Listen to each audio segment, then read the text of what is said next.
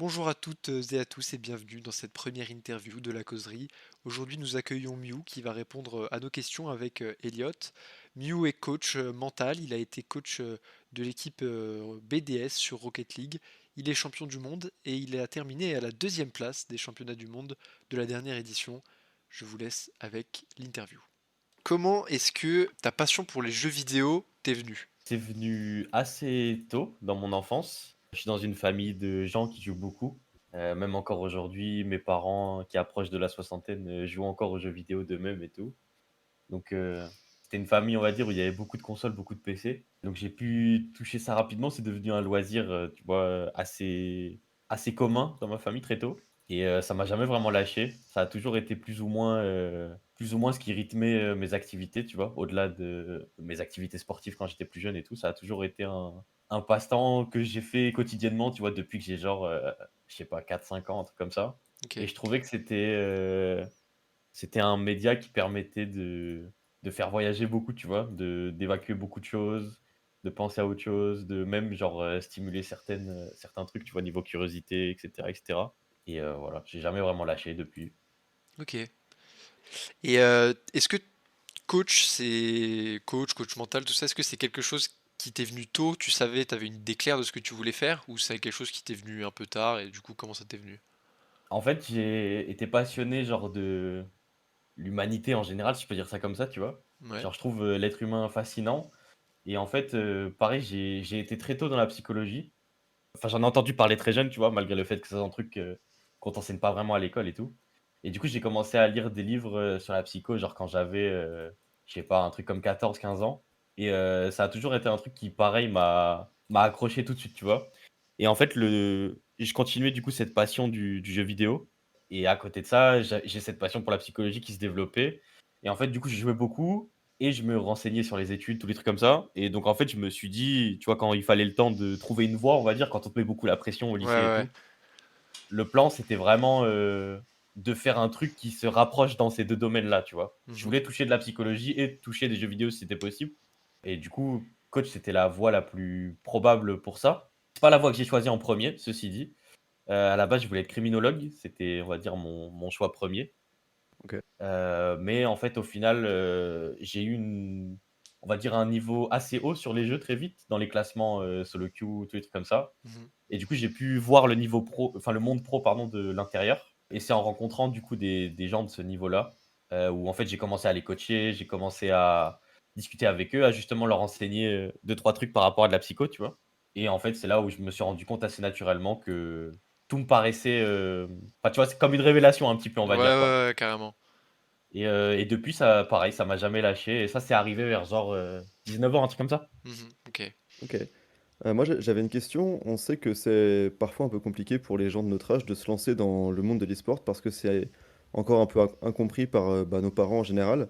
Toi, tu disais que chez toi, c'était quelque chose de très facile, les jeux vidéo, c'était un truc qui était vraiment dans la famille. Mmh. Est-ce que ça t'a du coup facilité le chemin vers, le monde de l'e-sport? Ouais, ça a beaucoup facilité. J'ai la chance d'avoir des parents qui me soutiennent à fond là-dedans. En gros, le discours de mes parents, ça a toujours été un peu, «Fais ce que tu veux, mais fais-le bien», tu vois? En gros. Donc, quand je leur ai annoncé que je voulais aller dans les jeux vidéo, ils étaient au début un peu réticents parce que le moment où je voulais passer full time, c'était pas un moment où j'avais un contrat professionnel. Parce Mmh. qu'évidemment, c'est très, très, très difficile de décrocher un premier contrat, tu vois, qui peut te donner, genre rien qu'un SMIC, tu vois? En tant que premier salaire dans l'e-sport, c'est vraiment, vraiment compliqué. Enfin, c'est même Ouais, bien voire sûr, ouais. impossible. Mhm. Du coup, il a fallu que je travaille genre, 1 année et demie quasiment en bénévole, tu vois? Pour me faire de l'expérience, pour me faire un nom et tout. Et en Mmh. gros, mes parents, ils étaient en mode: «Tant que tu as pas de salaire, tu continues, tu vois, tes études, tu continues à genre, faire des formations, à augmenter tes diplômes», des trucs comme ça, tu vois? Mais, OK. ils étaient pas en mode, genre: «Ouais, non, l'e-sport, tu vois, c'est pas un truc, qu'on a envie de faire, où on a envie de te suivre et cetera et cetera». Ils ont toujours été plus ou moins, ouverts avec le truc et ils ont toujours plus ou moins compris ce que c'était comme univers, tu vois? Mes parents, ils OK. regardent de l'e-sport suffisamment, depuis suffisamment longtemps. Par exemple, j'ai des souvenirs d'enfance, tu vois, où mon père, il regardait des matchs de CS, sur Game One à l'époque. Ok. Trop bien, Voilà, tu vois, incroyable. c'était vraiment des trucs, genre comme je te disais, mes parents ont toujours été un peu dans ce truc-là, avant l'heure et donc ça a pas été un choc pour eux. Ils ont vite compris que, tu vois, ça pouvait être une carrière, quoi. Ok, ok, ouais. Tu dis que du coup, décrocher un contrat vraiment professionnel qui te permet aussi de vivre, c'était presque impossible. Ça a été quoi ton premier contrat professionnel comme ça? C'était avec qui? Est-ce que c'est déjà Heu, BDS ou t'as eu déjà quelque chose avant? Mon premier contrat professionnel, c'est avec, Team, Hoplon, Ok, à l'époque en division 2 française de League of Legends. C'était eux mon premier contrat pro. Avant ça, je travaillais, en individuel avec des joueurs, bénévolement. En gros, ok. c'était un peu un trade en mode, moi je te coach gratuit et en échange, tu vois, si tu aimes bien mon taf, tu dis aux gens que tu aimes bien mon taf, quoi. Ouais, ouais, ouais, ouais. C'était un peu l'idée. Ah, OK, ouais. Et après, bah, du coup, c'est avec ça justement, quand mon nom a commencé à circuler un petit peu, que justement, Hoplon a entendu parler de moi. Et à l'époque, ils avaient fait une super team, c'était pour, l'entrée de la Div 2, tu vois? Ça c'était la première saison Ok, où ça existait.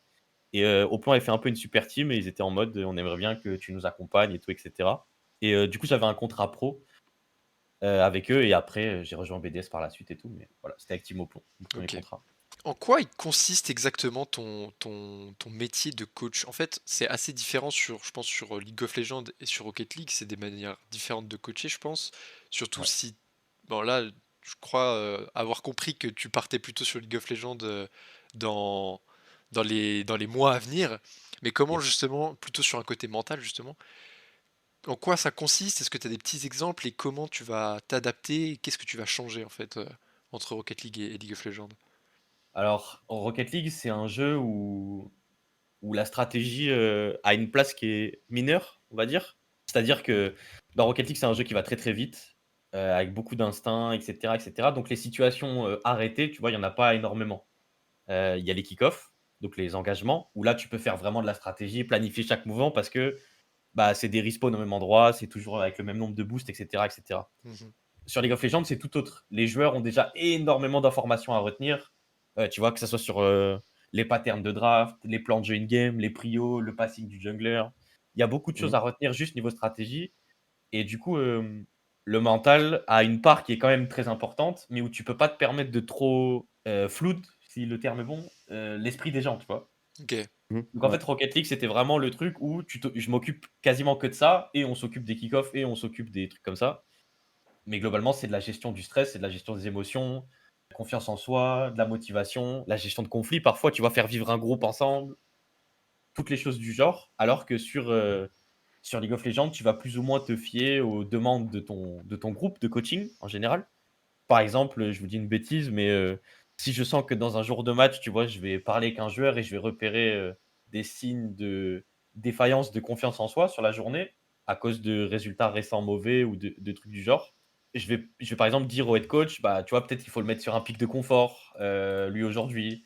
Peut-être que tu vois, il se sent pas dans le mood de carrer une game à lui tout seul, et cetera, et cetera. Et donc, on va plutôt faire en sorte de lui mettre dans des situations confortables, et cetera. Sur Rocket League, c'est plus de la gestion de quotidien, tu vois? Faire vivre l'équipe ensemble, augmenter la puissance du groupe, augmenter la motivation, s'assurer que les objectifs sont tenus, et cetera. Alors que sur LoL, c'est, faire en sorte que tout le, comment est-ce que je peux expliquer ça? Que le head coach, tu vois? Ou que les gens qui vont décider au niveau de la stratégie ont toutes les armes et savent exactement sur qui compter, à quel moment et sur qui ils peuvent mettre les responsabilités, ok, tu vois? ouais. Donc t'es quand même Voilà. beaucoup plus attentif en tant que coach mental du coup sur LoL à chaque jour comment se sent un joueur, etc. Par exemple. Enfin, Ouais, ok. bah, sur Rocket League aussi, parce que du coup, Rocket League, là, c'est un autre truc, par rapport à LoL, mais c'est qu'il y a beaucoup de LAN. Ouais. Il y a beaucoup de LAN sur Rocket League, ce qui était pas le cas, sur LoL, en tout cas beaucoup moins à l'époque, puisque moi j'étais en LFL, j'étais pas en LEC. Mais du coup, ouais, il c'est quand même énormément de gestion parce que, bah, c'est pas donné à tout le monde, pour des jeunes, tu vois? Parce qu'en général, Rocket League, Ouais, c'est ouais. entre 16 et 20 ans, on va dire, Ouais, ouais. de se retrouver, tu vois? Par exemple, au championnat du monde, on était devant 14 000 personnes en Hmm. stade. Ouais, ouais. Et ça, c'est le genre de truc où, tu dois garder cette partie, tu vois, dont je te parlais sur League of Legends de est-ce qu'aujourd'hui, par exemple, le mec sur qui j'ai besoin qu'il soit solide, tu vois, qui va leader le jeu peut-être un petit peu sur Rocket League, j'ai besoin qu'il soit dans un bon état mental pour pouvoir continuer à jouer comme il joue d'habitude quand il est chez lui dans sa chambre, même devant 14 000 personnes, tu vois? Hmm, ok. Ah, justement, tu parlais à l'instant des grosses LAN, comme les mondiaux. Tu as quand même un palmarès qui est assez impressionnant. Tu as fait des gros événements. Est-ce qu'il y a des moments, que ce soit dans les Worlds ou dans les splits, il y a eu des moments où c'était trop compliqué pour les joueurs de gérer et malgré ton coaching, il y a eu, des gros craquages ou juste des instants où tu sentais que l'équipe avait vraiment du mal à se ressaisir et à rester focus dans le jeu? Il y a eu le Major de Londres qui est, le Mhm, meilleur exemple pour ça parce que en fait, j'ai quand j'ai récupéré l'équipe, BDS, c'était déjà une équipe qui gagnait beaucoup, mhm, mais qui avait du mal à concrétiser, le dernier titre, on va dire, qui avait pas eu l'opportunité non plus à cause du covid, mais voilà, qui avait du mal à concrétiser. Ils avaient perdu les RLCSX et cetera, contre Vita, mhm, alors qu'ils avaient tout gagné toute la saison et en fait, du coup, il fallait assumer ce statut et arriver jusqu'au dernier point et en fait, les joueurs ont eu un petit peu, enfin, du coup, 2 sur 3 des joueurs, parce qu'on a fait un changement et tout et cetera, mais il y avait 2 sur 3 des joueurs qui, en fait, dès qu'on se rapprochait du grand événement, commençaient à développer un stress du: «Ouais, la dernière fois, on est arrivé dans la même situation, on gagnait beaucoup et cetera et au final, on s'est un peu chié dessus», tu vois? mhm. En gros et donc il y a eu du doute à ce moment-là. Sinon, il y a eu aussi, après le Major de Londres, comme je le disais, donc on est double champion d'Europe. On arrive au Major et on fait 16e sur 16. Ouais. Résultat catastrophique et inattendu. C'est la première fois que le seed 1 européen fait ça en major et tout. Donc c'est vraiment un événement exceptionnel qui a fait beaucoup de mal à la confiance et le problème, c'était que un mois et demi après, c'était les championnats du monde. Donc la concrétisation de toute l'année et là pareil, ça a été un gros, gros travail du coup de remise en situation et faire comprendre que, bah, un mauvais résultat, c'est pas ce qui nous définit forcément, tu vois? C'est juste, Mhm. ça peut être, par rapport à la préparation, ça peut être par rapport à ça, mais tu es obligé de passer par du mental pour, guérir ce genre de choses, tu vois? Mais là, T'as- j'imagine que c'était ouais. Ouais, vas-y, quasiment vas-y. que du mental en fait. Tout ce qui était technique, mécanique, ça c'était acquis pour eux, mais le mental c'était tout ce qui manquait quasiment. Il y en a eu un petit peu de technique parce qu'on a estimé tous ensemble, pas travailler dans la bonne direction, tu vois? Pour ce major, de pas s'être Mhm. préparé dans la bonne direction. Donc tu as fait une erreur, stratégique de groupe, mais ouais, c'était 80 de mental, on va dire. Ok. Et comment, justement, comment, est-ce que tu as des exemples de ce travail mental? Parce que du coup, vous aviez quand même un laps de temps qui était quand même pas énorme pour vous relever d'une quand même une Mmh. grosse déception. Est-ce que tu as des exemples vraiment de comment tu as pu les faire travailler pour qu'ils puissent regagner confiance et balayer un peu ce doute qu'ils avaient au moment d'arriver dans des derniers Mmh. carrés de ces gros événements? Bah, c'est déjà, laisser à tout le monde, un temps de pause, tu vois? Un temps de battement parce que c'est tous, tu vois, au-delà d'être, 3 joueurs avec moi, c'est aussi, 3 cerveaux individuels qui eux vont avoir des conclusions de ce major ou de ces événements de mauvais résultats, tu vois? C'est-à-dire qu'ils vont réfléchir et ils vont se dire: «Bah, moi, je pense que c'est pour ça, je pense que c'est pour ça». Du coup, c'était important pour moi de leur laisser beaucoup de temps, histoire qu'ils puissent, réfléchir et vraiment arriver à leurs conclusions d'eux-mêmes, tu vois? Et une fois que tout le monde avait ce temps-là, parler moi directement en individuel avec eux, réunir tous les opinions et après faire un meeting collectif où moi je donne mon point de vue aussi, où tout le monde va discuter entre nous et on va essayer de mettre au clair, tu vois, de quoi on a besoin et cetera. Et après m'assurer que toute la communication est posée au milieu. C'est-à-dire que, tu vois, on rejette pas juste le major sur la faute de quelqu'un en disant: «Ouais, c'est lui, il a été trop nul», tu vois? Par exemple, ou «Il a underperf et tout» et Mhm. cetera. Et histoire qu'on trouve vraiment en fait, qu'on laisse ça derrière nous, mais qu'on trouve un axe d'amélioration pour faire en sorte que ça se reproduise pas, tu vois? Juste qu'on détermine quelles étaient les conditions qui ont fait que Mhm. ça arrive. Et pour ça, j'avais besoin que tout le monde réfléchisse. Après, il y a eu aussi, tu vois, des tactiques, simples de psychologie basique, mais, où par exemple, tu vois, je vais poser un joueur, devant le match, par exemple, en individuel, avec lui sur Discord. On va regarder le match ensemble et tu vois, je vais juste m'assurer que sa confiance tient encore, tu vois? En lui disant, bon, enfin, qu'il se voit jouer de manière, catastrophique, on va dire, en tant que groupe, en tant qu'équipe, pour qu'ils se disent, «Non mais les gars, en vrai, tu vois, on sait très bien qu'on n'est pas comme ça», tu vois? On sait très bien que c'est pas notre niveau. On sait très bien qu'on fait des erreurs archi bêtes, on les voit là à l'écran, ça saute aux yeux et cetera et cetera. Tu vas faire en sorte, en fait, de démystifier ce truc en disant: «OK, c'est arrivé une fois, mais c'est pas du tout ce qui nous définit», tu vois? C'est pas parce qu'on a fait un mauvais résultat sur toute l'année que ça y est, maintenant, on est une équipe qui sait plus jouer au jeu, tu vois? Alors que toute l'année auparavant, on a gagné un major, on a gagné 2 fois, des régionals, tous les trucs comme ça où et on était globalement la meilleure équipe du monde avec Moist à ce moment-là, assez clair dans la tête des gens. Donc voilà, c'était surtout un travail de démystifier en fait cette mauvaise perf à travers, la confiance du groupe, s'assurer que la communication passe bien sur, les tenants et les aboutissants de pourquoi est-ce qu'on a fait ça, tu vois? Ouais, ok. Bah, du coup, ça a été un gros travail et derrière vous arrivez au championnat du monde et bah, vous les gagnez. Mmh. Qu'est-ce qui se passe dans ta tête à ce moment-là? Est-ce que tu repenses justement à tout ce travail que vous avez fait en amont, à cette contre-perf au major ouais, au travail qui vous a amené jusque-là? Qu'est-ce qui se passe en fait dans ta tête? Bah, ça a été un travail de longue haleine parce que le travail, on l'a traîné, jusqu'au début des championnats du monde, en fait. Le premier match des championnats du monde, on joue contre Renegades, équipe d'Océanie, donc qui est une équipe qui fait pas partie des régions, on va dire, tier 1 sur le jeu, puisque c'est plutôt considéré ça pour, NA et EU. Et le match, on le joue pas très bien, tu vois? C'est-à-dire que on joue ce match et dans nos têtes, c'est clairement on y va mollo et on se remet en confiance, tu vois? On verrouille le jeu et on n'ouvre pas trop la porte à des erreurs, tu vois?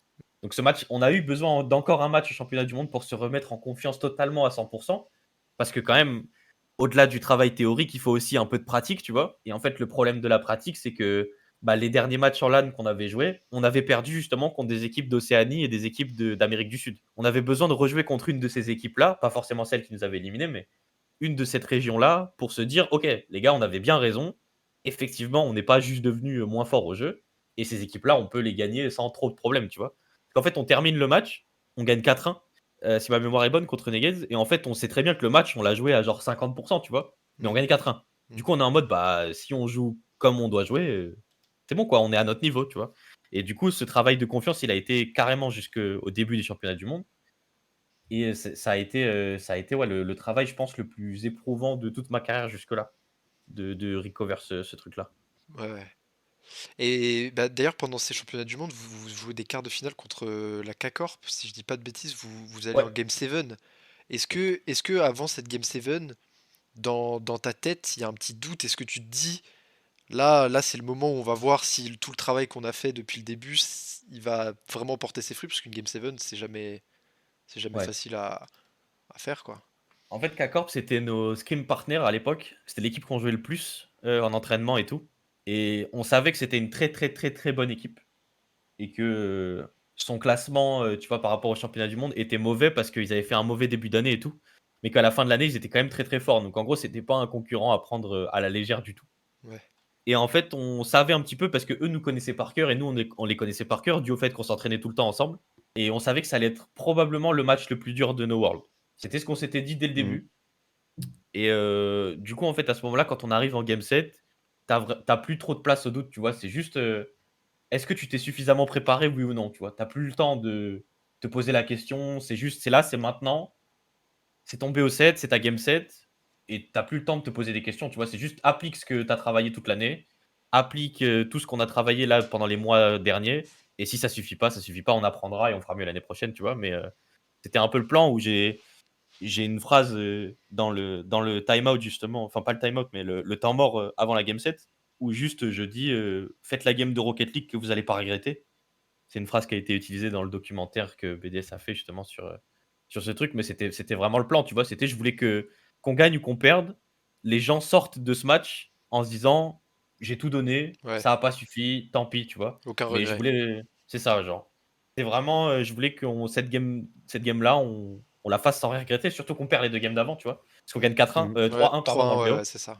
et on se fait remonter à 3-3, donc on est sur un momentum qui est très, très mauvais, surtout qu'ils nous mettent, des gros scores dans les games. Donc ouais, c'était vraiment juste, rien regretter et à ce moment-là, tu penses pas à ça, tu vois? Tu penses pas à tout ce que tu as fait les derniers mois et tout parce que le seul objectif de BDS et le seul objectif de notre roster, c'était de gagner les championnats du monde et du coup, quand tu approches de ce but petit à petit, tu penses pas à tout ce que tu as accompli, tu vois? Tu penses juste au moment présent, tu te concentres, tu fais ce que tu as à faire et si ça suffit, ça suffit, tu vois? Ok. Mais après coup, par contre, ouais. Après coup, on a vraiment ressenti une fatigue mentale, énorme, tu vois? Moi, Ouais. après les championnats du monde, j'étais lessivé, les joueurs aussi, parce que ça faisait un mois qu'on était en bootcamp complet et cetera et cetera. Donc ouais, tout le monde était vraiment lessivé, comme, jamais je l'ai été, je pense, dans ma vie, genre. Bah, moi, j'ai une petite question, vous avez encore fait une bonne saison cette année, enfin, en tout cas, au World, un très beau palmarès. Vous avez battu beaucoup de grosses équipes. Mmh. Vous perdez en finale contre, Vitality, qui était un petit peu l'équipe, que tout le monde attendait de voir championne du monde parce que, bah, il y avait l'arrivée de Zen et cetera. Yep. Est-ce qu'après un beau parcours et une défaite contre une équipe qui était pressentie, championne, est-ce que tu ressens plutôt de la fierté? Est-ce que c'est plutôt de l'amertume? L'amertume, c'est difficile parce que notre début de saison, il est assez mauvais. On est obligé de faire un changement parce qu'on a des problèmes qu'on n'arrive pas à régler, Mmh. auxquels on trouve pas de solution. Je rappelle qu'on se qualifie pas à 2 majors, tu vois? On rate 2 majors dans la saison. Mmh. Du coup, si au split où on rate le deuxième major de San Diego, tu vois? On vient me parler, on me dit: «Écoute, là, tu peux signer et tu fais deuxième au major, deuxième au championnat du monde», bien sûr que je le prends, tu vois? Ouais, là, Donc j'imagine. c'est quand même une fierté d'avoir réussi à remonter la barre et surtout d'avoir, fait en sorte que dans l'esprit des gens, le nom BDS inclut toujours de la terreur, tu vois? Sur Rocket League. Ouais. Mmh. Ça, c'est un truc qui était très important pour moi aussi, parce que ça a toujours été une institution, cette équipe sur Rocket League, même, bien avant que j'y sois, tu vois? Donc c'était très, très important pour moi de relever la barre. Évidemment, un peu d'amertume d'avoir battu Vitality une seule fois et c'était le seul moment où le bracket n'était pas éliminatoire Ouais, ouais, évidemment. en Ouais, major. ouais. Un peu d'amertume à ce niveau-là parce qu'on se dit qu'on a beaucoup travaillé, encore une fois, comme pour le mental, tu vois, après le major. On a beaucoup travaillé pour trouver la solution contre Vitality et la solution, on l'a pas trouvée. Donc forcément, c'est un peu d'amertume, mais il y a de la fierté parce qu'on se dit que sur la fin d'année, on est très clairement la deuxième meilleure équipe du monde, de loin, tu vois? Parce que Ouais, toutes ouais. les équipes qui sont en dessous de nous, c'est un no match quasiment à chaque fois. La Mmh. fois où on joue Liquid, on est 4-0, la fois où on joue K-Corp, on est 4-1 et la seule équipe qui nous pose problème, c'est Vita, en fait. Donc évidemment un peu d'amertume parce que si on gagne le major et si on gagne les championnats du monde, bah, en vrai, les gens citent les 3 joueurs qui étaient sur le terrain comme des légendes, tu vois? Bah, Ils surtout sont back pas to Ouais, ouais. back, World Champion, voilà, Ouais, ouais, c'est vrai, carrément. back to back world champion de l'Open Era. Monkey Moon devient le joueur qui a gagné le plus de LAN, je crois, du coup, si on gagne les 2. ouais, c'est possible, ouais. Bref, ça devient des légendes instantanément, donc forcément un peu le seum parce que les gens vont oublier cette histoire, tu vois? Entre guillemets. Parce que Ouais, c'est ouais. normal, les gens se rappelleront de cette année-là comme l'année de Zen, ce qui est justifiable, hein, tu vois? Ce qui se discute, mais je trouve que Mmh. ça fait pas hommage, en fait, au travail que mes 3 joueurs ont accompli toute l'année. Donc un peu d'amertume à ce niveau-là, mais comme je te disais, c'est juste énormément de fierté et tout le monde était content, chez BDS à la fin de l'année, que ça soit côté joueur, côté staff ou côté direction même, tu vois? Mmh, OK, ouais. OK. Bah, du coup, là, tu t'en vas de la scène, Rocket League et Ouais, certainement de BDS également, du coup. pas sûr Hem, encore. pas sûr encore, voilà. Tu quittes cette scène en étant fier de ce que tu as accompli quand même? Tu es satisfait de ton travail, de la trace que tu as laissée dans cette équipe de BDS Rocket League? Ah, je vais pas mentir, j'ai un peu le seum de pas avoir gagné un major, en OK, vrai. ouais. Mmh. Après bon, j'ai eu 1 an et demi. J'ai fait qu'une saison complète au final sur Rocket League. J'ai fait une saison complète et un split, un spring split, l'année dernière. Mais du coup, bon, j'avais, 4 majors, tu vois, d'opportunités. J'en ai pas gagné. Bon, en 4 majors, ça va, tu vois? Je peux enfin, c'est acceptable, on va dire. Donc évidemment très fier parce que c'était ce pourquoi on m'avait signé, tu vois? En fait, moi, quand on m'a signé, on m'a dit: «Cette équipe-là est forte, cette équipe-là a un problème de mental et cette équipe-là a le niveau pour gagner le championnat du monde». Et j'ai été signé pour ça. Je pense avoir réglé le problème de mental et on a gagné les championnats du monde, tu vois? Donc pour moi, le contrat est signé Mmh. et j'avais pas particulièrement d'attache avec le jeu Rocket League. J'avais une attache avec l'équipe avec laquelle on m'a missionné, tu vois?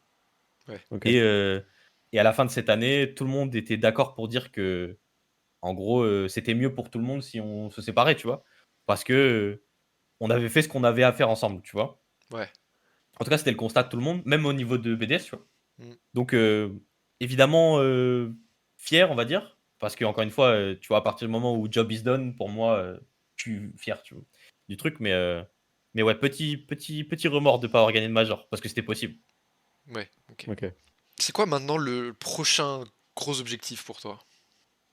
Le prochain gros objectif pour moi, c'est de me reconcentrer sur, l'aspect mental uniquement, tu vois? Rocket League, j'avais, comme on le disait, cette part de stratégie. Mmh. Donc, c'était un truc où en fait, je voulais pas que les gens oublient trop longtemps qu'à la base, je suis un coach mental et c'est ce que je veux être. Tu vois? Ou un coach performance, on Ouais, peut appeler ça ouais, un peu ouais, comme on ouais. veut. Mais, du coup, je voulais pas m'éloigner trop longtemps de ça et en fait, le truc, c'est que ma carrière, je l'ai commencé sur, LoL. Donc j'ai fait la Div 2, j'ai fait la LFL, j'ai fait les EU Masters et cetera avec BDS. Mais le problème, c'est que, bah, la LFL, j'ai perdu en finale contre LDLC. Les EU Masters, on les a perdus en finale contre Team Heretics et on a reperdu en finale de LFL aussi, une 2e fois. Donc le truc, c'est que, bah, sur LoL, j'ai rien gagné encore, à part la Div 2, du coup, comme, je le disais. Et c'était un sentiment d'inachevé, tu vois? Mmh. Et le premier e-sport que j'ai vraiment suivi de toute ma vie, là où je suis vraiment devenu un fan, tu vois, pour le début, c'était la LEC. À la ba Avant les LCSEU, ça s'appelait. Et c'était vraiment le premier truc où j'avais un rendez-vous, tu vois, sur Twitch et je regardais tous les matchs, je me connectais à l'heure et cetera et cetera et je suivais tout et en fait, je sais que si un jour je vais pas dans cette ligue, tu vois? Si je coache pas dans cette ligue, je m'en voudrais toute ma vie, tu vois? C'est juste un rêve de gosse que j'ai besoin aujourd'hui d'accomplir ou de chercher à accomplir et c'est ça l'objectif aujourd'hui. Si je dois repasser par la LFL pour le faire, je le ferai. Si je vais en LEC, le but, ce sera de la gagner et le but, ça serait d'aller au championnat du monde, tu vois? Évidemment Ok. et rendre, le visage de l'Europe, un petit peu plus, souriant, on va dire. Parce que sur League of Legends, C'est pas trop ça. pas encore glorieux. Ok. Ouais, mais voilà, essayer de mettre un peu l'Europe, sur le toit du monde, même si ça va être très dur, comme on a pu le faire avec la France, Sur Rocket League. sur Rocket League, bien que Ouais, BDS n'est pas le seul pionnier de ça, qu'on soit bien d'accord, hein. Oui, non, non. Mais, voilà. Ok. ouais. Un retour possible un jour sur Rocket League ou pour aller gagner un major? Je ferme pas la porte, mais il faudra un gros, gros effort de la part de Psyonix et cetera. Je trouve que le circuit e-sport est assez, ridicule, maintenant. Je trouve que on a vraiment le sentiment que l'e-sport est une plaie pour eux, actuellement, qu'ils ont pas envie de s'en occuper et cetera et moi, c'est un truc avec lequel j'ai beaucoup de mal. Donc pour l'instant, non, mais j'estime avoir fait ce que j'avais à faire sur Rocket League, tu vois? Ouais. Mais on Mmh. verra. Si je ferme pas la porte, tu vois? Si jamais le jeu, on va dire, va dans la direction que j'estime être bonne, tu vois? Pourquoi pas? Ok. Ouais, Genre j'ai OK. apprécié mon passage sur Rocket League de A à Z, tu vois? ouais, ouais. Et j'ai aucun remords d'y être allé et cetera, quoi. Ok, ok. Bah écoute, Et donc là, tu retournes sur LoL. Est-ce que c'est définitif ou est-ce que tu envisages d'aller sur d'autres jeux si l'occasion se présente? Ouais, je ferme pas la porte du tout, encore une fois. Comme je disais, moi j'estime, je me considère comme un coach performance, un coach mental, donc je coach les humains, tu vois? Je coach pas un Mmh. jeu, donc si, même un jour, si j'ai envie d'aller dans le sport, je veux pas me fermer la porte, tu vois? OK, ouais. Après, je vous disais, si on suit juste les rêves, les ambitions et tout, la prochaine étape, c'est la LEC, les Worlds, les trucs comme ça et plus tard dans ma carrière, c'est Counter Strike. C'est un e-sport que je suis OK, ouais. beaucoup, pareil, qui vient de mon père, comme je vous disais, qui regardait lui des matchs déjà quand j'étais très jeune et tout. C'est un e-sport que je suis beaucoup en tant que juste spectateur, tu vois, actuellement et j'avoue que pourquoi pas, un jour. c'est déjà la fin de ce premier épisode. Merci à tous d'avoir suivi et merci à Mew d'avoir répondu à nos questions. On se retrouve prochainement pour un nouvel épisode et une nouvelle interview.